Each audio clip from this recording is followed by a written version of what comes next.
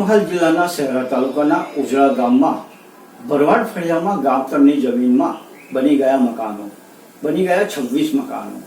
ગામતળની જમીન પરના 26 મકાનોને અપાઈ નોટિસ. તાલુકા વિકાસ અધિકારી પાર્થ પટેલને ધ્યાનમાં આવતા હાથ ધરાઈ કાર્યવાહી. પંચમહાલ જિલ્લાના શહેરાના ઉજળા ગામના ભરવાડ ફળિયામાં ગામતળની જમીનમાં મકાનો બની ગયા. ગામતળની જમીનમાં 26 મકાનોને અપાઈ નોટિસ. તાલુકા વિકાસ અધિકારી પાર્થ પટેલને ધ્યાનમાં આવતા હાથ ધરાઈ કાર્યવાહી. તલાટી અમિત ડામોરે ભરવાડ ફળિયામાં આવેલા મકાનોમાં કોઈ વ્યક્તિ હાજર નહીં હોવાથી દરવાજા ઉપર નોટિસ ચોંટાડી. અહીં રહેતા 26 ઘરના માલિકને 12 જૂન સુધીમાં આધાર પુરાવા રજૂ કરવા અપાઈ નોટિસ.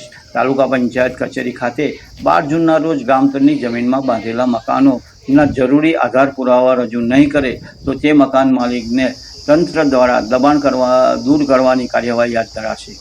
ગોકળપુરાના પૂર્વ સરપંચની 16મી મેના રોજ વેરાણ ખાતે બાબતે હત્યા 3 ભરવાડ દ્વારા કરવામાં આવ્યા બાદ ઉજળા ગામના ભરવાડ ફળિયામાં રહેતા લોકોને ઘર છોડી જતા રહ્યા હતા. પૂર્વ સરપંચની હત્યા બાદ આરોપીના ઉજળા ગામના ભરવાડ ફળિયામાં હાલ પણ પોલીસ બંદોબસ્ત યથાવત છે.